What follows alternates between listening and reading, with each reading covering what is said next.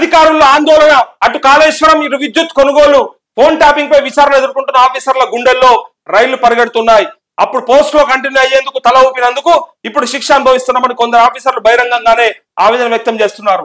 కమిషన్ల పూర్తి స్థాయి ఎంక్వైరీ తర్వాత అసలు దోషులు ఎవరన్నది బయటకు రానుందంటూ నేను ఎన్నో సార్లు మాట్లాడినా ఈ దొంగలు, ఈ సన్నాసులు అధికారుల గురించి చెప్తా ఉన్నా.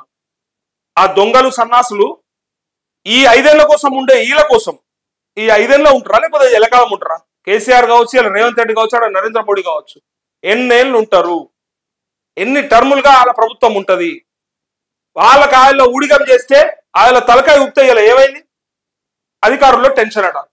అధికారులు మీరు చేయాల్సింది, మీరు జీవితకాలం ఉండి చేయాల్సింది, రిటైర్మెంట్ అయ్యేదాకా ప్రజలకు సేవలు అందించాల్సింది మీరు. చరిత్రహీనులుగా మిగిలిపోతారు వాళ్ళని నమ్ముకుంటే. వాళ్ళ దొంగలకి ఏమున్నది? 5 ఏళ్ళు వస్తారు, 5 ఏళ్ళలో ఏదైనా చెప్పిపోతారు, మీతో ఏదో చేపించిపోతారు. రేపు నష్టపోయేది ఎవడు? ఇలా భుజంగరావు, తిరుపతి అన్న మనం చెప్పుకుంటలేమా? నేను గతంలో రాజశేఖర రెడ్డి హయాంలో జరిగినటువంటి అవినీతిలో కూడా ఐఏఎస్ శ్రీలక్ష్మి లాంటి వాళ్ళు జైలుకు పోయిరాదు మనం చూసినామా లేదా గతంలో? సో చేయించినోడు ఎక్కడ ఉంటాడు, చేసినోడు ఎక్కడ ఉంటాడు? మరి ఆ సోయి ఉండాలనా లేదా అధికారులకి? మరి నేను ఎలకాలం ఉండేటోని అలా 5 ఏళ్ల కోసం వచ్చిపోయేటోడు, మరి వీని కోసం నేను చేస్తాను రేపు ఆగమైపోతే ఎట్లా అని చెప్పి ఆ భయం ఉండొద్దా? అప్పుడు పోస్టులు కంటిన్యూ కావడానికి, ప్రమోషన్లు తీసుకోవడానికి, దోసుకోవడానికి, దాచుకోవడానికి వాళ్ళకు సపోర్ట్ చేస్తారు. ఇలా బాధపడుతుంది. ఇగో ఇక్కడ చూడండి, ఇగో భయం అయితే ఉంది ఒక్కొక్కరికి. అటు కాళేశ్వరం, మోదీకేమో కాళేశ్వరం టెన్షన్, ఇంకో పక్క విద్యుత్ కొనుగోలు. ఛత్తీస్గఢ్ రాష్ట్రం నుంచి ఈ రాష్ట్రానికి కావాల్సినటువంటి పర్ యూనిట్ కాస్ట్ తక్కువలో దొరుకుతున్నప్పటికీ కూడా ఎక్కువ పెట్టి కొనడానికి అవసరం ఏమున్నది అని చెప్పి ఈ యాదాద్రి కావచ్చు, లేకపోతే భద్రాద్రి కావచ్చు, ఈ థర్మల్ ప్లాంట్స్ కి సంబంధించి మరి ఆ విద్యుత్ కొనుగోళ్లలో జరిగిన అవకతవకలు ఏదైతే ఉన్నాయో అది బయటకు వస్తా ఉన్నాయి. సో వాటిపైన జ్యుడిషియల్ ఎంక్వైరీ ఏమని చెప్పి మాజీ మంత్రి జగదీశ్వర్ రెడ్డి బీరాలు పలికిండు. ఏండ్రి మీకు దమ్ముంటే, అసెంబ్లీలో చెప్పిండు మొన్న అసెంబ్లీ సమావేశాలు ఎన్నికలకు ముందు, మీకు దమ్ముంటే దాన్ని న్యాయ విచారణ చేయండి, మేము ఎదుర్కొంటాం. అందులో తప్పిదం జరిగితే తప్పు చేస్తామని ప్రూవ్ అయితే అప్పుడు మాట్లాడురు, కానీ మీరు మేము తప్పు చేయలేదని చాలా ఛాలెంజ్ చేసిండు. దమ్ము ఉంటే అన్నాడు. మరి అదే దమ్ము జరుగుతూ ఉంది ఇక్కడ. ఇప్పుడు దొరుకుతా ఉన్నారు. మరి ఇప్పుడు ఏం చెప్తారు? మరి విద్యుత్ కొనుగోలు వల్ల అవినీతి జరిగిందని చెప్పి సాక్ష్యాధారాలతో సహా బయటకు వచ్చింది. సో ఫైనల్ గా ఫోన్ ట్యాపింగ్ కూడా, మరి ఫోన్ ట్యాపింగ్ అయినా కావచ్చు, కాళేశ్వరం కావచ్చు, విద్యుత్ కొనుగోలు కావచ్చు, ఈ అన్నిటికీ సంబంధించి ఒక్కోటి బయటకు వస్తా ఉంటే ఆఫీసర్లకి ఎలా భయపడతా ఉంది. ఇగో సార్ చెప్తేనే, పేరుకు మాత్రం సార్ చెప్తేనే ఫోన్ ట్యాపింగ్ మొదలు కాళేశ్వరం విద్యుత్ అక్రమాల దాకా కేసీఆర్ చెప్తేనే చేశామంటున్న ఆఫీసర్లు విచారణ కమిషన్ల ముందు స్టేట్మెంట్లు, బీఆర్ఎస్ బాస్ చుట్టూ బిగుస్తున్న ఉచ్చు అంటూ ఇగో ఇక్కడనే నేను ఇందాక కూడా చెప్పినా కదా, విద్యుత్ కొనుగోలుపై విచారణలో ఏం చెప్పారంటే, ఛత్తీస్గఢ్ తో చేసుకున్న పవర్ అగ్రిమెంట్ పై జస్టిస్ నరసింహారెడ్డి కమిషన్ మాజీ సీఎండీలు, మాజీ స్పెషల్ సిఎస్ సహా 25 మందికి పైగా ఆఫీసర్లకు నోటీసులు పంపి విచారిస్తా ఉంది. 25 మంది. అయితే తాను విద్యుత్ ప్రిన్సిపల్ సెక్రటరీగా ఉన్న సమయంలో ఛత్తీస్గఢ్ పవర్ ఒప్పందానికి నో చెప్పినా సార్ ముందుకెళ్లారని కమిషన్ ముందు రిటైర్డ్ ఐఏఎస్ సురేష్ చందా అన్నట్టు తెలిసింది. ఆ ఒప్పందాన్ని వీలైనంత త్వరగా కంప్లీట్ చేయాలని నాడు సారు నుంచి ఆదేశాలు ఉన్నాయని సార్ అంటే ఈ సన్నాసి.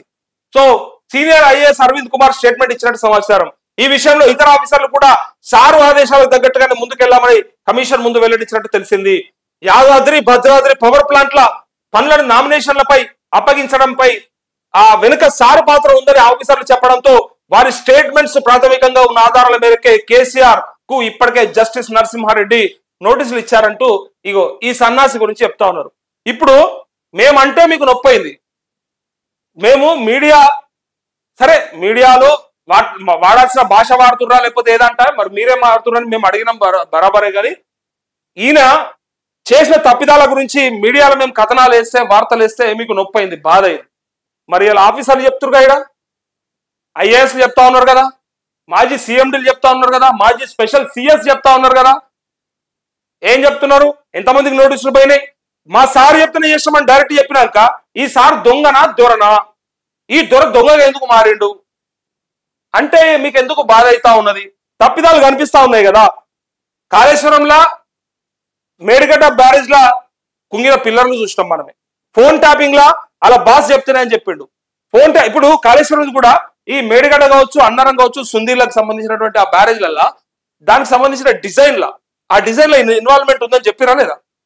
ఈయననే ఏం చెప్పిండు, నాకు నదులకు నడక నేర్పుతా నేను, నాకు తెలుసు అని చెప్పిండు. అందుకోసమే ఈయన ఏం చేసిండంటే ఆ డిజైన్ లో కూడా మార్పులు చేర్పులు చేయడానికి ప్రయత్నం చేసిండు. ఇట్లా కాదు ఇట్లా, ఇట్లా కాదు ఇట్లా, మంచిగా చేయబోయిందా లేకపోతే దోసుకోవడానికి చేయబోయిందా, కమిషన్లకు కకృతి పడ్డా అనేది దీనిలో తెలుస్తలేదా?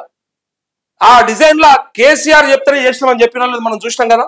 సో దాంతో పాటు ఫోన్ ట్యాపింగ్ కూడా, ఎందుకు చేసినావు ఫోన్ ట్యాపింగ్ అని అడిగితే వాళ్ళంతా కూడా వాళ్ళ రిమాండ్ రిపోర్ట్లు ఏం చెప్పారు, వాళ్ళు ఇచ్చిన స్టేట్మెంట్లలో ఏమున్నది, మా సార్ చెప్తేనే సుప్రీం చెప్తేనే చేసినామని చెప్పారు. ఇక్కడ కిందికి వస్తే ఇక ఇప్పుడు ఈ యాదాద్రి భద్రాద్రి పవర్ ప్లాంట్లు ఉన్నాయి కదా, ఆ పనులు నామినేషన్ల పైన ఇచ్చారు టెండర్లు లేకుండా.